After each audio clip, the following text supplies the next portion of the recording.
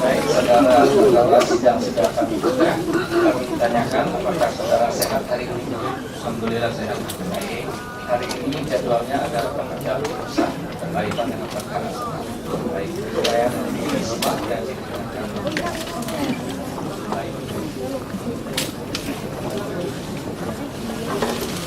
baik, kami majelis segera akan Dio, siapin baterai gue, Dio.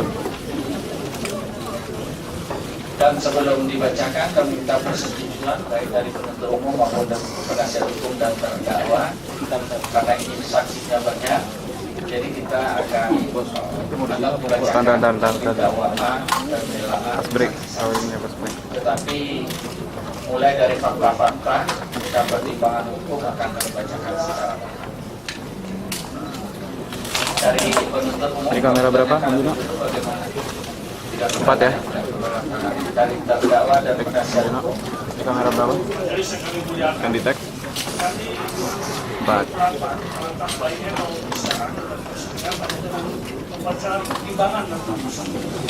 Penasihat hukum.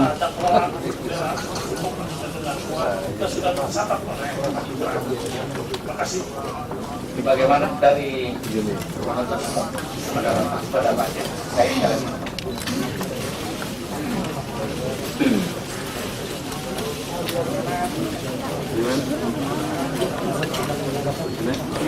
putusan perkara nomor 55 versus TPK 2014 PN Jakarta Pusat demi keadilan berdasarkan ketuhanan yang Maha Esa.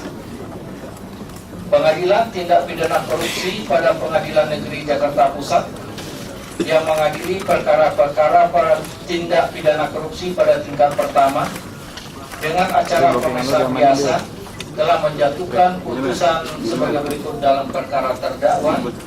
Nama lengkap Anas Urbaningrum, tempat lahir Blitar, umur atau tanggal lahir 44 tahun, lahir 15 Juli 1969, jenis kelamin laki-laki, kebangsaan Indonesia, tempat tinggal Jalan Teluk Semangka. Sekarang lagi di tag mana? C4/7 Durensawit, Jakarta Timur. Agama Islam. Pekerjaan mantan anggota DPR RI. Terdakwa ditahan dalam rumah tahanan negara mulai dari tingkat penyidikan sampai dengan saat ini, terhitung sejak tanggal 10 Januari 2014 sampai dengan sekarang.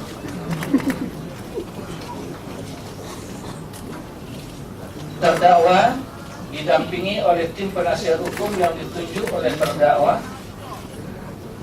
Profesor Dr. Anan Buyung Nasution, Dia AR Akbar Nasution, M. Satri Hasibuan, Indra Nathan Kusnadi, Marlon Etobing, Abdul Qadir, Aryo Herwibowo, Firman Wijaya, Tina Haryaningsih, Asmar Umar Saleh, Arif Patra Wijaya, Handika, Abdul Ghani Latar, Slamet Trianto, Denny Heriatna, dan Hindun Anissa.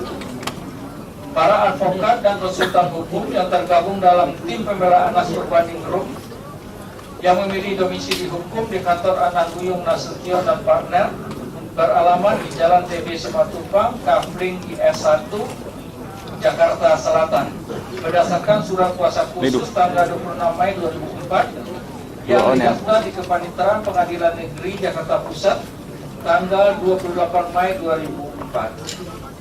Pengadilan Negeri tersebut telah membaca surat penetapan Ketua Pengadilan Tindak Pidana Korupsi pada Pengadilan Negeri Jakarta Pusat tentang penunjukan majelis hakim yang memeriksa dan mengadili perkara ini. Surat penetapan majelis hakim Pengadilan Tindak Pidana Korupsi Penuntut umum. pada Pengadilan Negeri Jakarta Pusat tanggal 17 Oktober 2012 tentang penetapan hari sidang, serta surat-surat lainnya dalam berkas perkara. Setelah mendengar pembacaan surat dakwaan, setelah mendengar keterangan saksi-saksi, ahli, keterangan terdakwa, serta memeriksa alat bukti surat, barang bukti dalam perkara ini, telah mendengar tuntutan penuntut umum yang dibacakan di depan persidangan pada tanggal 10 Januari 2013, yang pada pokoknya sebagaimana juga telah termuat di dalam putusan ini dan dianggap dibacakan. Telah mendengar nota pembelaan terdakwa yang dibacakan di depan persidangan pada tanggal 18 September 2014, yang pada pokoknya memohon agar majelis berkenan memutus perkara ini dengan seadil-adilnya. Setelah pula mendengar nota pembelaan tim penasihat hukum terdakwa yang dibacakan di depan persidangan pada tanggal 18 September 2014, yang pada pokoknya menyampaikan permohonan kiranya berkenan memberi putusan menyatakan terdakwa Anas Urbaningrum tidak terbukti secara sah dan meyakinkan bersalah melakukan tindak pidana sebagaimana diatur dan diancam dalam pasal 12A yaitu pasal 18 Undang-Undang Republik Indonesia nomor 31 tahun 1999, untuk Undang-Undang nomor 20 tahun 2001, untuk pasal 64 ayat 1 KUHP,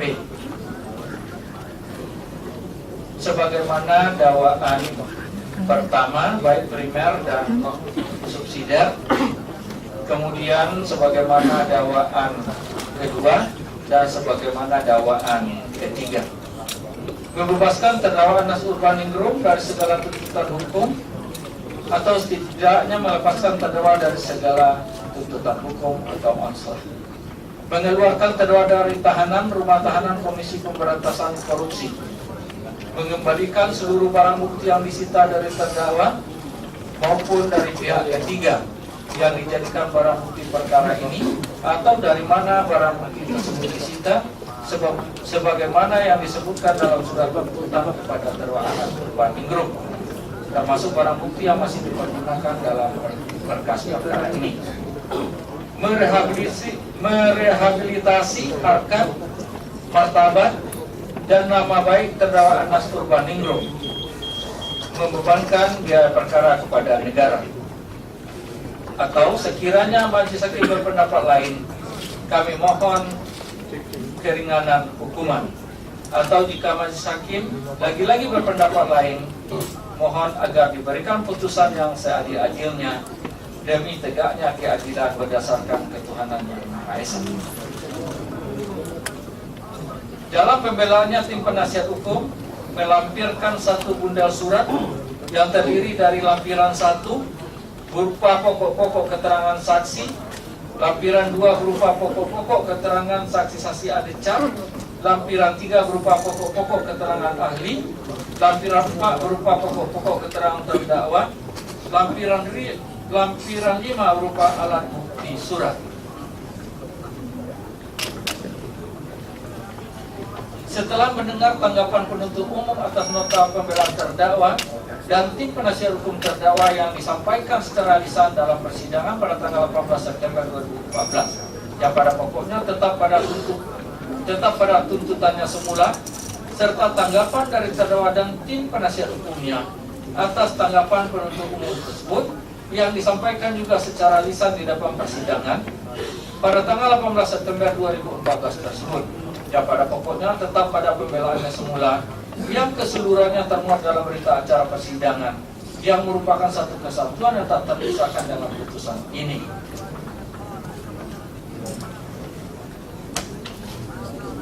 Iya, nggak bisa Dilanjutkan oleh kalau mau dipotong satu. Makin. Menimbang bahwa terdakwa dihadapkan ke depan persidangan berkait dengan dakwaan sebagai berikut: 1. Primer melanggar pasal 13A pasal 12 huruf A Undang-Undang Nomor 31 tahun 1999 tentang pemberantasan tindak pidana korupsi, untuk Undang-Undang Nomor 20 tahun 2001 tentang perubahan atas Undang-Undang Nomor 31 tahun 1999 tentang pemberantasan tindak pidana korupsi, untuk pasal 64 ayat 1 KUHP. Subsidiar, perbuatan terdakwa diancam dengan bagaimana diancam oleh dalam pasal 11 Undang-Undang junto pasal 18 Undang-Undang Nomor 31 tahun 1999 tentang pemberantasan tindak korupsi, junto pasal Undang-Undang Nomor 20 tahun 2001 tentang perubahan atas Undang-Undang Nomor 31 tahun 1999 tentang pemberantasan tindak korupsi, junto pasal 64 ayat 1 KUHP. Dan kedua, perbuatan terdakwa diancam dengan pidana sebagaimana diatur dalam pasal 3 Undang-Undang Republik Indonesia Nomor 8 tahun 2010 tentang pencegahan dan pemberantasan tindak korupsi, tindak pidana pencucian uang, junto pasal 65 ayat 1 KUH pidana. Dan ketiga, perbuatan terdakwa diancam pidana sebagaimana diatur pasal 3 ayat 1 huruf C Undang-Undang RI Nomor 15 tahun 2002 tentang tindak pidana pencucian uang sebagaimana telah diubah dengan Undang-Undang RI Nomor 25 tahun 2003 tentang perubahan atas Undang-Undang Republik Indonesia Nomor 15 tahun 2002 tentang tindak pidana pencucian uang, junto pasal 65 ayat 1 KUH pidana. Menimbang bahwa atas surat-surat dakwaan penuntut umum tersebut, tim penasihat hukum terdakwa telah mengajukan nota keberatan eksepsi tertanggal 6 Juni 2014 atas nota keberatan mana majelis telah menjatuhkan putusan selama nomor 55 Pitsus TPK 2014 PN Jakarta Pusat tertanggal 19 Juni 2014 yang amarnya pada pokoknya menyatakan nota keberatan eksepsi tim penasihat hukum terdakwa tidak dapat diterima dan memerintahkan untuk melanjutkan pemeriksaan perkara ini selengkapnya sebagaimana tertuang dalam berita acara persidangan yang merupakan satu kesatuan yang tidak terpisahkan dari putusan ini. Menimbang bahwa penuntut umum untuk membuktikan dakwanya telah mengajukan saksi-saksi sebanyak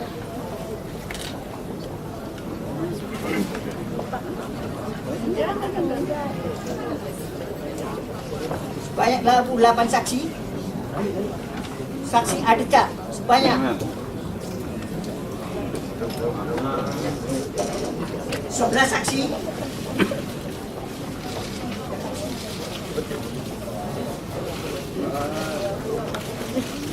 ahli 3 orang saksi, ahli ADK 4 orang. Menimbang bahwa untuk membuktikan dakwaannya penuntut pun telah mengajukan 2 alat bukti surat dokumen sertifikat tanah alat-alat komunikasi yang selengkapnya dalam persidangan ini diberi nomor urut 1 sampai dengan 897 yang secara rinci tercantum dalam putusan ini. Menimbang bahwa di depan persidangan telah pula didengar keterangan terdakwa. Ya, saya bacakan. Ini mau di apa? Itu mantap ya?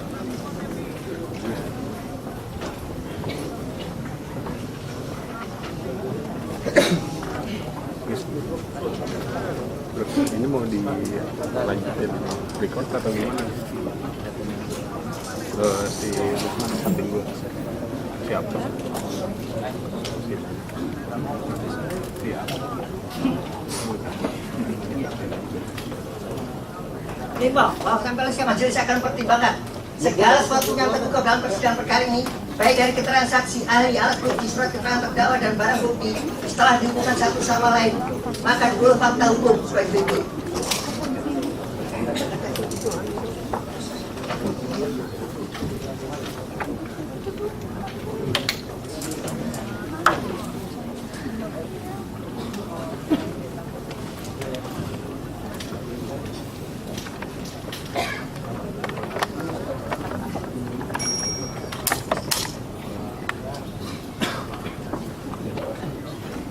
Menimbang bahwa tim jaksa penuntut umum dalam surat tuntutan yang menuntut terdakwa Anas Urbaningrum terbukti secara sah dan menyatakan bersalah melakukan tindak pidana korupsi pencucian uang sebagaimana dengan dakwaan kumulatif pertama, kedua, dan ketiga. Oleh karena itu mohon kepada majelis hakim untuk menjatuhkan pidana selama 15 tahun.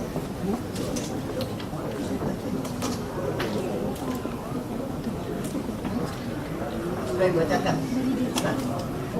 menimbang bahwa terhadap hal tersebut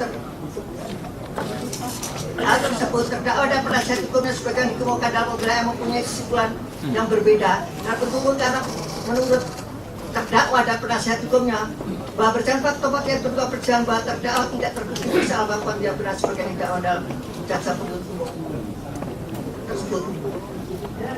Menimbang bahwa perbedaan pandangan antara penuntut di satu sisi dan terdakwa dan penasihat hukum terdakwa di sisi lain dalam memandang dan atau menilai suatu perkara menurut majelis hakim suatu yang harus dimaklumi dan dapat dimengerti. Karena di antara masing-masing pihak punya ciri khusus dalam memandang satu proses peradilan pidana, sebagaimana dijelaskan oleh Mr. Trapman dalam bukunya. Kita bacakan. Menimbang dari keempat cara pandang sebagaimana tersebut di atas, maka sebenarnya Mr. Trapman ingin menjelaskan bahwa memang wajar apabila seorang terdakwa itu melihat permasalahannya yang sedang dihadapi secara subjektif, sedangkan penasihat hukum harus tetap melihat kedudukan kliennya menurut penilaian yang wajar dan tetap tidak boleh melupakan segi yang sudah objektif yang berhadapan dengan cara pandang penuntut umum. Menimbang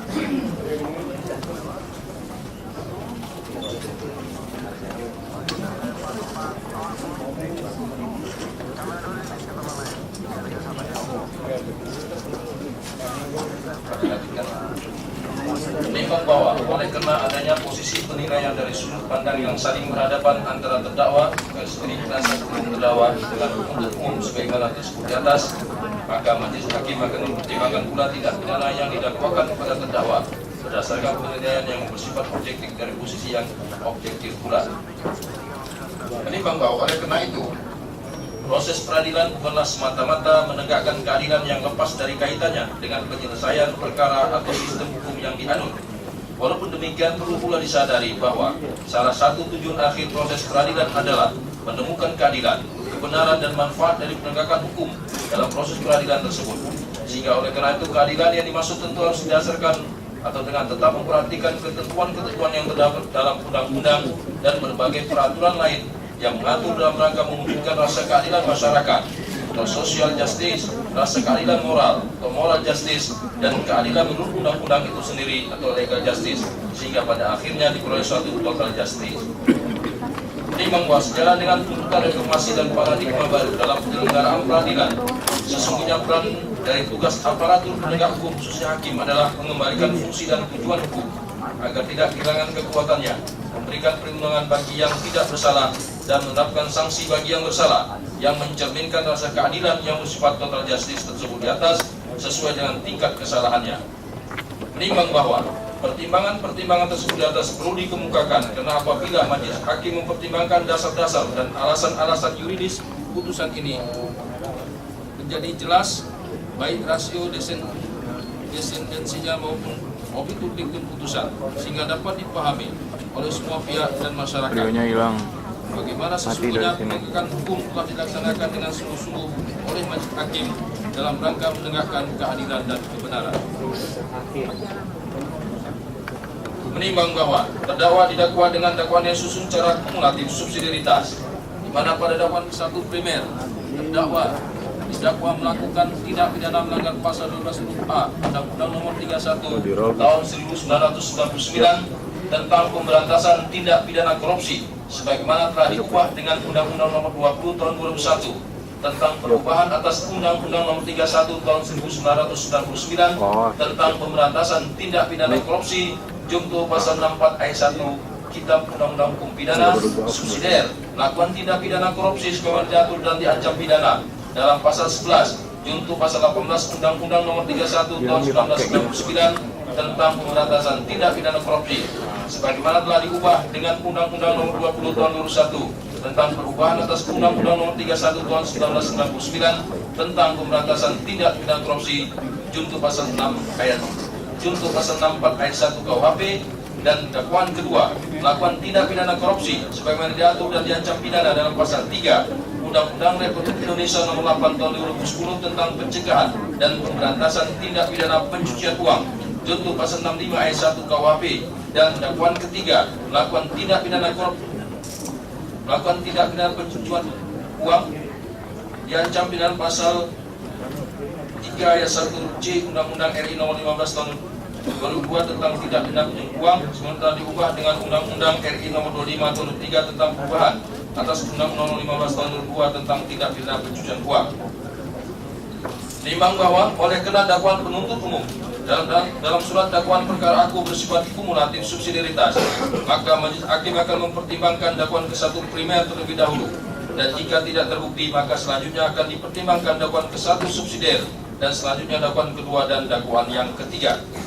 Menimbang bahwa dalam dakwaan pertama primer, terdakwa didakwa melakukan perbuatan yang diancam pidana sebagaimana diatur dalam pasal 12 huruf A Undang-Undang Nomor 31 Tahun 1999 sebagaimana telah diubah dengan Undang-Undang Nomor 20 Tahun 2001 yang rumusannya berbunyi: dipidana dengan pidana penjara seumur hidup atau pidana penjara paling singkat 4 tahun dan paling lama 20 tahun, dan pidana denda paling sedikit 200 juta rupiah dan paling banyak 1 miliar rupiah pegawai negeri atau penyelenggara negara yang menerima hadiah atau janji padahal diketahui atau patut diduga bahwa hadiah atau janji tersebut diberikan untuk menggerakkan agar melakukan sesuatu dalam jabatannya yang bertentangan dengan kewajibannya, yang unsur-unsurnya adalah sebagai berikut.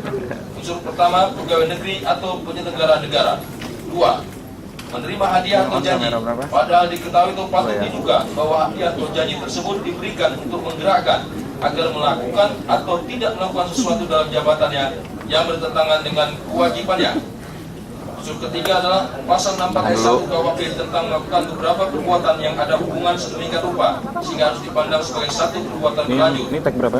Unsur keempat adalah pasal 18 Undang-Undang RI nomor 31 tahun 1999 tentang pemberantasan tindak pidana korupsi. Sebagaimana telah diubah dengan Undang-Undang RI nomor 20 tahun 2001 tentang perubahan atas Undang-Undang RI nomor 31 tahun 1999 tentang pemberantasan tindak pidana korupsi. Menimbang bahwa berkaitan dengan dakwaan ke-1 primer tersebut, majelis hakim mempertimbangkannya sebagai berikut. Ayat 1 tentang unsur pegawai negeri atau penyelenggara negara. Menimbang bahwa pasal 1 angka 2 Undang-Undang Nomor 31 tahun 1999 junto Undang-Undang Nomor 20 tahun 2001 tentang pemberantasan tindak pidana korupsi, pengertian pegawai negeri tersebut meliputi pengertian dalam arti luas, yaitu 1. Pegawai negeri sebagaimana masuk dalam Undang-Undang Kepegawaian Undang-Undang Nomor 43 Tahun 1999. 2. Pegawai negeri sebagaimana dimaksud dalam KUHP Bidang pasal 92 KUHP. 3. Orang yang menerima gaji atau upah dari keuangan negara atau daerah. 4. Orang yang menerima gaji atau upah dari satu korporasi yang menerima bantuan dari keuangan negara atau daerah, atau orang yang menerima gaji atau upah dari korporasi lain yang mempergunakan modal atau fasilitas dari negara atau masyarakat. Sedangkan penyelenggara negara sebagaimana pasal 2 Undang-Undang Nomor 28 Tahun 1999 tentang penyelenggaraan negara yang bersih dan bebas dari kolusi, korupsi, dan nepotisme menyatakan bahwa penyelenggaraan negara meliputi 1. Pejabat negara pada lembaga tertinggi negara. 2. Pejabat negara dalam lembaga tinggi negara. 3. Menteri. 4. Gubernur. 5. Hakim. 6. Pejabat negara yang lain sesuai dengan ketentuan peraturan perundang-undangan yang berlaku. 7. Pejabat lain yang memiliki fungsi strategis dalam kaitannya dengan penyelenggaraan negara sesuai dengan ketentuan peraturan perundang-undangan yang berlaku. Menimbang bahwa dari fakta-fakta yang terungkap di persidangan diketahui hal-hal sebagai berikut: bahwa terdakwa Anas Urbaningrum membenarkan seluruh identitasnya sesuai dengan surat dakwaan penuntut umum, bahwa terdakwa juga membenarkan kalau dirinya pernah menjadi anggota DPR RI dari fraksi Partai Demokrat periode 2009 sampai 2014 berdasarkan keputusan Presiden RI nomor 70/P tahun 2009 tanggal 15 September 2009 dan dilantik pada tanggal 1 Oktober 2009 yang selanjutnya ditempatkan pada Komisi 10 DPR RI sebagai ketua fraksi dari Partai Demokrat dan mengundurkan diri sebagai anggota DPR RI pada tanggal 21 Agustus 2010 karena terpilih sebagai ketua umum Partai Demokrat. Menimbang bahwa dengan demikian terdakwa adalah terbukti sebagai penyelenggara negara dengan jabatan sebagai anggota DPR RI terhitung sejak tanggal 1 Oktober 2009 sampai dengan tanggal 21 Agustus 2010. Ayat 2 tentang unsur menerima hadiah dan janji. Menimbang bahwa pengertian menerima atas suatu berupa kebendaan yang berwujud dapat diartikan ke dalam dua hal, yaitu 1. Menerima secara fisik, 2. Penerimaan secara fisik atas sesuatu penerimaan yang bersifat kebendaan yang berwujud itu ditandai dengan beralihnya hak atau penguasaan sesuatu dari pemberi kepada penerima secara fisik. Dengan demikian, penerimaan sesuatu dapat diartikan sebagai peralihan hak atau penguasaan atas sesuatu dari pemberi sesuatu kepada penerima sesuatu secara fisik. Hal ini tentu saja berbeda dengan penerimaan atas sesuatu berupa kebendaan yang tidak berwujud. Misalnya penerimaan kesempatan atau kenikmatan, maka penerimaan atas sesuatu berupa kesempatan atau kenikmatan itu lebih ditandai dengan dimanfaatkannya kesempatan itu atau dinikmatinya kenikmat itu oleh penerima. 2. Menerima secara yuridis. Penerimaan sesuatu benda. Penerimaan suatu kebendaan yang berwujud maupun tidak berwujud juga dapat dilakukan secara yuridis, yaitu penerimaan sesuatu yang dilakukan secara yuridis. Penerimaan secara yuridis ditandai dengan peralihan hak atau penguasaan sesuatu dari pemberi kepada penerima hak atau penguasaan secara yuridis. Penerimaan sesuatu kebendaan secara yuridis biasanya dilakukan dalam bentuk kegiatan yang bersifat transaksional melalui penyedia jasa keuangan maupun penyedia jasa yang lain. Penerimaan secara yuridis biasanya lebih sederhana, mudah, dan dapat ditelusuri sumber perolehan maupun penggunaannya.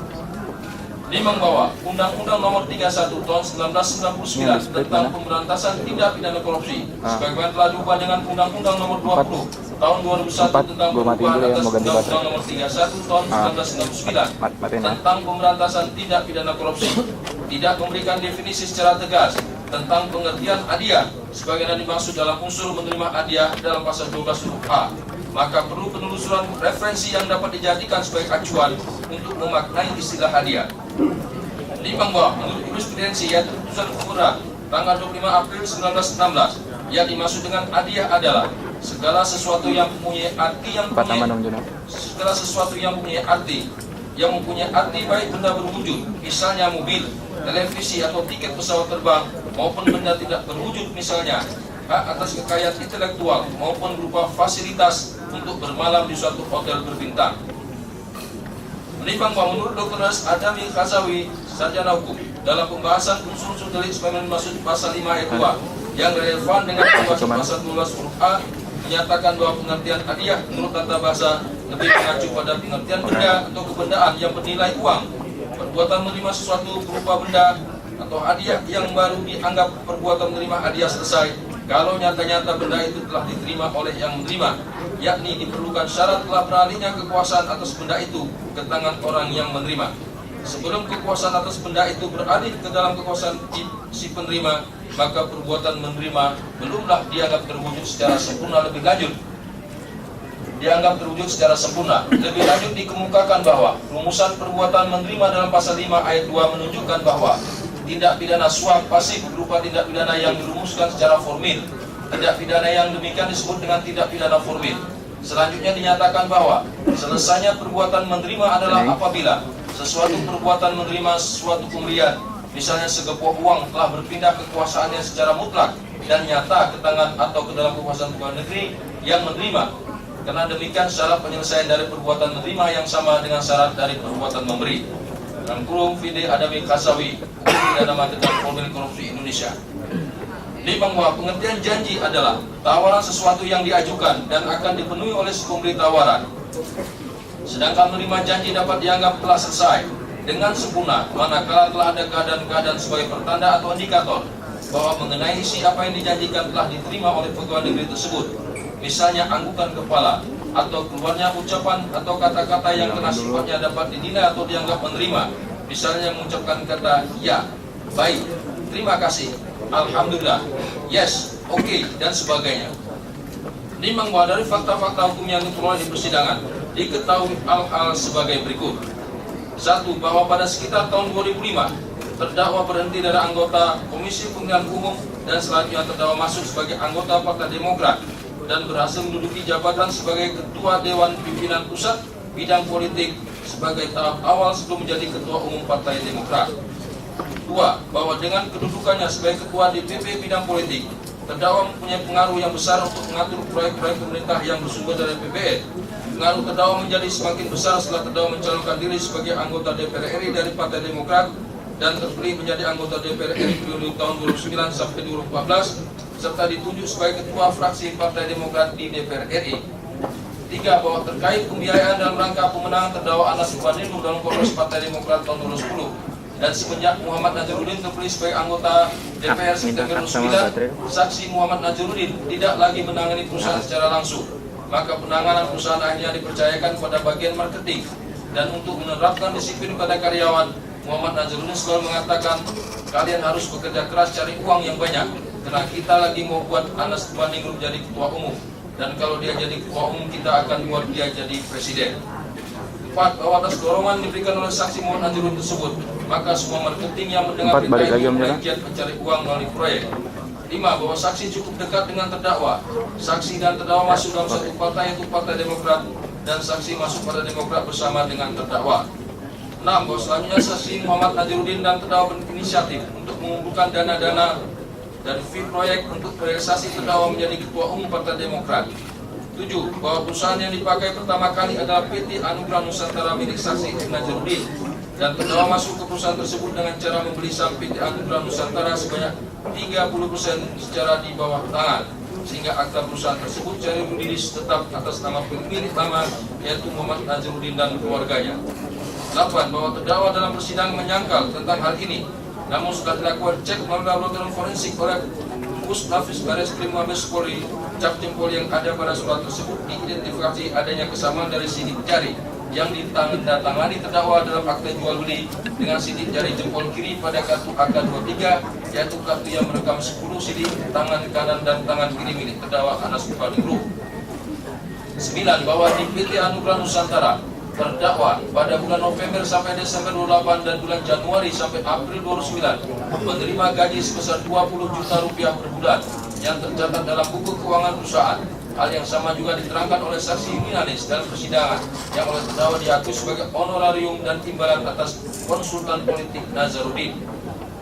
10. Bahwa selain mempergunakan PT Anugrah Nusantara, maka terdakwa dan saksi F. Nazarudin membeli dan mendirikan beberapa perusahaan untuk memburu proyek-proyek pemerintah yang dibiayai APBN dan selanjutnya meminta fee proyek tersebut, sedangkan proyeknya sendiri sudah diserahkan pengerjaan kepada subkontraktor lainnya, dan terdakwa berperan untuk mendapatkan proyek-proyek tersebut karena terdakwa adalah ketua fraksi Partai Demokrat di Komisi 10 DPR RI, bahwa proyek-proyek tersebut